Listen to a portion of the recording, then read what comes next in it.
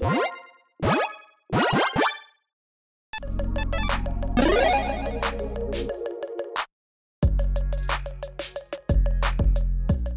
everyone, Mitch coming in for the Commander Score Studio. Welcome to the show. So on today's episode, well, it is brought to you by my amazing patrons. Once a month, patrons vote on what commander they'd like to see in an upcoming deck tech, and the commander that gets most votes wins. And the commander that got the most votes this month is Tovolar, Dire, Overlord, a 3/3 human werewolf for 3 mana in Gruul. Whenever a wolf or werewolf you control deals combination to a player, draw a card. On top of the beginning of your upkeep, you control 3 or more wolves and or werewolves. It becomes night, then you transform all of your human werewolves you control. And it's got Daybound, of course, flips over to the Midnight Scourge. 4/4 werewolf, the exact same text as the front, essentially, but also pay X, a red, and a green. Target wolf or werewolf you control gets +X/+0 against trample until end of turn, and it's got Nightbound. So my goodness, what kind of a threat this is.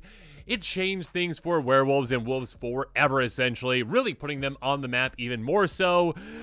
An absurd amount of card advantage to be had with this kind of a commander. Getting through on your opponents, basically coastal piracy on the command zone, essentially saying, hey, you know what? Swing out with those wolves and werewolves, get aggressive, get hitting your opponents, get some cards drawn, and by the way, I can get them through, I can pump them, I can make myself into a massive threat.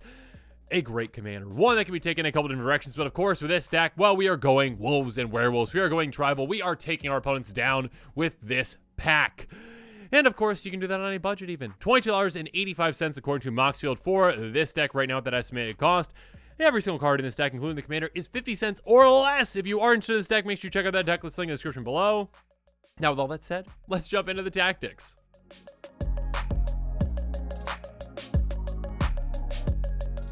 Let's start things off with tactic number 1, Pack a Punch. Pack, get it? Because like a wolf pack. Anyways, so we have Breakneck Rider, 3/3 for 3 mana. Flips over with the Werewolf Way again. Each upkeep, no spells are cast this turn, you transform it.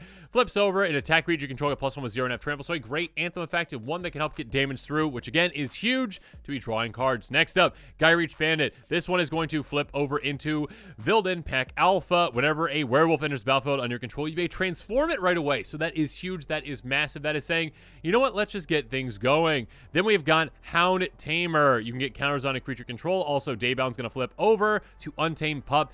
Other wolves and werewolves you control have trample, so again, a way to get damage through. That is absolutely huge. Child of the Pack. This one can actually create wolves for you for 2 in Gruul colors. 2/2 wolf creatures, which is massive. Again, more wolves in play equals more potential cards drawn and also more damage to your opponents. Flip this over. Other creature control +1 with 0. So again, another nice Anthem effect to make those tokens even deadlier too. Then there's the Village Watch, again with the Daybound flipping over into the Village Reavers. This is a 5/4 with wolves and werewolves you control have haste. So again, swing with them right away.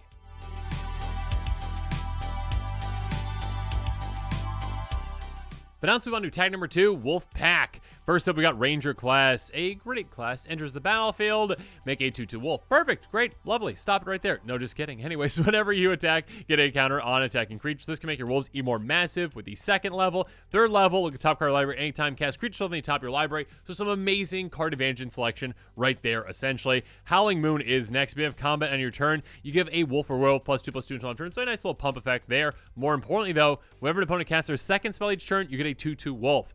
Players and commander, I don't know if you know this, like to cast spells, so yeah, it's going to happen quite a bit throughout the game. Also, if they cast spells that target your things, that's bad for them. A 2/2 Trampling Wolf Warrior with silver for Partisan. Whenever a wolf or werewolf you control comes to the target of an instant or sorcery spell, you get a 2/2 wolf on the battlefield. And this can just add up in absolutely no time.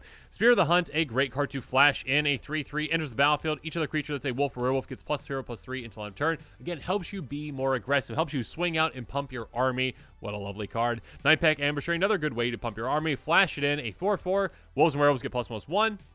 Top of that getting random step. If you didn't cast like spells turn, you get a 2/2 wolf. So again, you're still progressing even if you're not casting spells. Or you can cast something massive like Wolfbriar Elemental, a 4/4 elemental, not a wolf, but hey, multi-kicker for a green. Enters the battlefield to get a 2/2 wolf for each time it was kicked, so that can be absolutely massive. Basically an army all in one card. Cult of the Waxing Moon. Whenever a permanent you control transforms into a non-human creature, you get a 2/2 wolf. That's going to happen a lot throughout the game. A lot of wolves are going to be made with this. Speaking of which, Kessig Cage Breakers. A 3/4. Whenever it attacks, you get a 2/2 green wolf creature token tapped and attacking for each creature card in your graveyard. Absolutely deadly. Again, because they're tapped and attacking, that's even more potential for even more cards drawn. And then we've got Wolf Fear Silverheart. My goodness, a giant threat. A 4/4 with Soul Bond. When it's paired, each of those creatures gets +4/+4. So again, this can be an 8/8, making something else even bigger as well.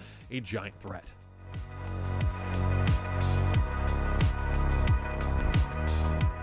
Speaking of threats, though, let's move on to tactic number 3, Heightened Senses. Enchant creature aura with Mantle of the Wolf, +4/+4, and also when it's put great from the battlefield, you get 2/2/2 wolves. So again, a great way to replace that. Then we've got a Shaman 3/2, and then, yeah, let's flip it over to the more interesting side. The Mage Hunter. Whenever an opponent casts a spell, 2 damage to that player. That can be quite a lot throughout the game, obviously, so have fun with that. Then there's Wolf Caller's Howl. At the beginning of your upkeep, you get X/2/2 wolves. On the battlefield, X number of opponents with 4 more cards in their hand, so their cards are now your benefit. If they have a handful of cards, they're going to be in trouble with a bunch of wolves now. Burlate Breaker, Ward 1, Daybound, flip it over to an 8/7 with Ward 3, so that's a lot of protection right there. Get it some trample, get it through, get some cards drawn. Infestation Expert enters the battlefield or attacks, you get a 1/1 insect, flip it over, and then when you do that, also you get 2 insects instead, which can be quite a bit. Raised by Wolves, yet another aura that can help us out. Enters the battlefield, you get 2/2/2 wolves, and also +1/+1 for each wolf you control, which can be an absurd amount to that creature. Have fun with that. Sage of Ancient Lore, enters the battlefield, draw a card, power toast each equal number of cards in your hand. Also, hey, let's flip it to an incredibly deadly side, Vigilance Trample, power toast each equal to the total number of cards in all players' hands. Every player's hand. This can be a one-shot KO at a certain point in the game as well. An absurd card.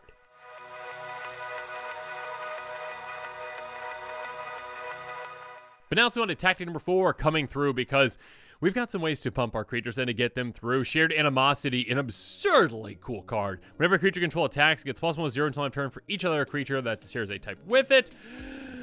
Okay, so when you're attacking creatures, when you attack with your Wolf Army, your Werewolf Army, they're all pumping each other in absurd amount. Take your opponents out in absolutely no time. Speaking of which, Dragon Throne of Tarkir. Quick creature has Defender and has pay 2 tap. Other creatures you control gain trample +X until after X that creature's power. An absurd amount of power can be given, and trample is given as well repeatedly so that you can get damage through on your opponents. In a similar way, Overrun, a set amount +3/3 and trample.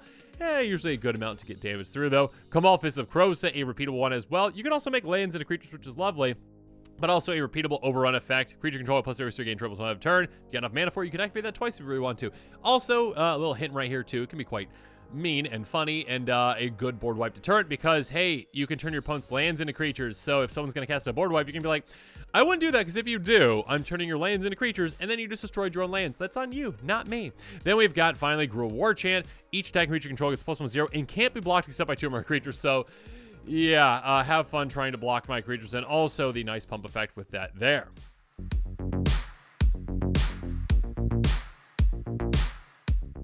But now let's move on to tactic number 5, digging down, because, yeah, we need to get down to some of these good cards. I mean, Tovolar can help us out, obviously, with an absurd amount of draw. Let's have some others, though. We've got a 3/3 Human Druid with Faldorn. Whenever you cast a spell from exile or land in his battlefield under control, you make a wolf. Lovely. And also, by the way, pay 1 tap, discard a card, exile top card of your library, play this turn, so some nice impulse draw there. Garruk's Uprising, enters the battlefield, control a creature with power 4 or greater, draw a card. Creature control of trample, and also, whenever big creatures come into play, you're drawing cards as well. Hermit of the Natter Knolls. Fun to say. 2/3, whenever an opponent casts a spell during your turn, draw a card. So nice card advantage there. Oh, and by the way, if they do that when this is flipped, 2 cards instead of just 1. Lambholt Elder. At the beginning of each upkeep, if no spells are cast this turn, you transform it. So flip it over. To the more important side, deals counter to a player, draw a card with a Silver Pelt Werewolf. Then there's Glorious Sunrise, a very flexible card that can help out in a lot of ways. Beginning of combat, choose 1. Creatures get +1 trample. Lovely. A great way to get damage through. Target land gets tapped, add 3 green. So a nice ramp effect there. Draw a card if you control a creature power 3 or greater. Easy for you to meet that. And also gain 3 life if you need to. So some good options. Shamanic Revelation, one option basically. It's just, hey, draw an absurd amount of cards. Draw for each creature control. And also, sure, if you got some big creatures as well, gain some life too. Wolfkin Outcast, though. It's going to cost 2 less to cast if you control a wolf or werewolf, which you will. Also, when it flips, hey, whenever it another wolf or werewolf you control dies, draw a card. Yeah, a board wipe can be deadly to an opponent now because, hey, if they destroy your creatures, hey, you're going to draw an absurd amount of cards, draw even better cards potentially to just take them out.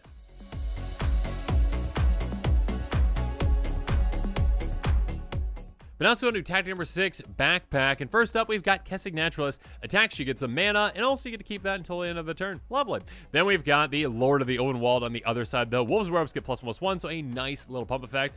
And also, I'm sure you also get to keep that little, mana effect, too. Scorn Villager, another mana dork for us, though. Tap for 8 green. Also on the backside, tap for 2 green. Lovely. Overlord Captain, tap for 8 green. You can pay to transform it. When you do, tap for 2 as well. Then we've got Wolf, Willow, Haven, and Aura. Then chance one of our lands. That lands get tapped for initial green. On top of that, we can sacrifice this to make a 2/2 wolf. Then we got Weaver of Blossoms, tap for 1 mana of any color. It flips over. It can tap for 2 mana of any one color as well. So even our wolves and werewolves can help us out with this kind of a deck as well when it comes to ramping.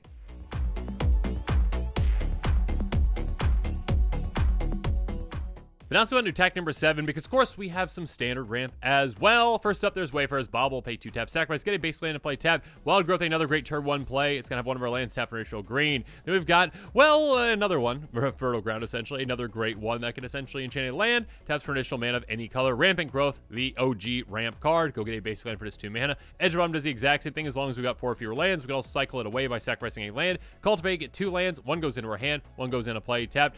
Arrow from the Ashes, again, same thing essentially, except, hey, we're going to get 2 lands. We're going to get them to play untapped if we kick this, or just 1 into play if we didn't kick it. Still, both are good. Harrow, sacrifice 1 land, go get 2 into play untapped. Search for Tomorrow, suspend 2 for a single green mana. Another great turn 1 play, get a basic into play untapped. Migration Path, go ramp for 2, essentially Explosive Vegetation, or cycle away if you don't need it. And Vastwood Surge, this can actually be a finisher for us.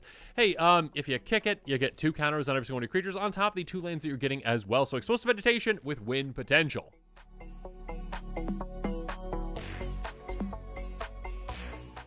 Next up, though, let's move on to tactic number 8, Tear to Shreds, and talk about some ways to throw a wrench into our opponent's plans. First up, Broken Bond for an artifact or enchantment. Also ramp. Get a land for hand into play. Masked Vandal. This one is a changeling, so technically a wolf and a werewolf. Lovely. 1/3 enters battlefield, exile a creature in graveyard. If you do, exile an artifact or enchantment opponent controls. Outland Liberator. Another werewolf that can help us out. Pay 1 sacrifice, destroy an artifact or enchantment. Also helps on the backside in that same way, and also when it attacks, do the exact same thing. Return to Nature, very flexible. Exile a card from a graveyard, destroy an artifact, destroy an enchantment, whatever you need for the situation that you're in. Afflicted Deserter, flip it over. We've got Werewolf Ransacker, transforms. You may destroy target artifact if the artifact is graveyard this way. 3 damage to artifact's controller. Then there's Decimate, destroy a lot of things: artifact, creature, enchantment, and land. So yeah, decimate your opponents. Fade from History, destroy every single artifact, enchantment. Players who did get those get 2/2 green bears. Cool, good for you, but everything else is gone. Then there's Ill Temper Loner. Whenever it's dealt damage, it deals that damage to any target. That can be a lot. You can also pump it. And also, it flips over. And by the way, whenever a permanent you control is dealt damage, it deals that much damage to any target. So that is an absurd amount of damage that can be dealt out. Hey, your opponent's faces if you really want. Or yeah, take out their things. And also, you can pump it too. And then there's Neverell's Disc, a great panic button. Enters the battlefield, tap, pay 1, tap, destroy artifacts, creatures, and enchantments. And finally, Tovolar's Huntmaster. My goodness, this is a deadly card. 6/6 ETBs make 2 wolves. On top of that, hey, enters the battlefield or attacks, you make 2 wolves. And also, by the way, you can pay 4 essentially. Another target, werewolf, wolf, or wolf, fights our creature you control. You can take out basically any creatures on the board that you need to. Have fun with that.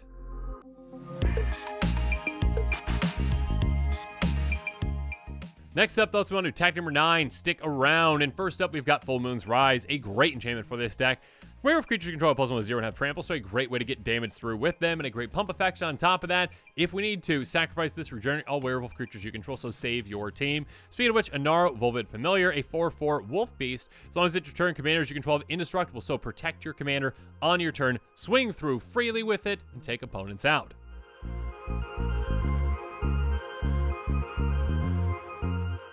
Now, as good as all these cards are, there is one, in my opinion, that stands above the rest. That is the Golden Pig of this deck, the #1 card of our 99, and that is Immerwolf. My goodness, a cool card. 2/2 with Intimidate that costs 3 mana. Other wolf and werewolf creatures you control +1/+1, so a nice anthem effect there. And most importantly, non-human werewolves you control can't transform. That means essentially that, you know what? Once they're transformed, they do not transform back. And hey, the werewolf side is pretty much always exclusively the better side, so keep them transformed, keep them deadlier. An absurdly good card for this deck. Yeah, Immerwolf, you definitely deserve the title of Golden Pig. But now this episode is coming to a close. It's time for me to hear from you. So in the comments below, let me know your thoughts are on this deck. If you are interested in this deck, make sure you check out that deck list link in the description below. Again, very budget friendly. And of course, as always, thanks again and have a good one. This show and episodes like this one are possible thanks to viewers like you. If you're looking for an easy way to help support this show, make sure that you like, share, and subscribe. Also, hit that bell notification icon so you don't miss any new episodes. You can also go check out our playmats and other merchandise at thecommandersquarters.com. We also have a ton of brand new t-shirt designs in stock, so make sure you check out those as well. Another easy way to support this show is with our TCG Player affiliate links. So whether you're buying a deck or individual cards, you can use this general link right here or one in the description. And the final way that you can support this show is by supporting us directly by becoming a patron. There are many benefits to being a patron, and I truly couldn't do this without all of their support.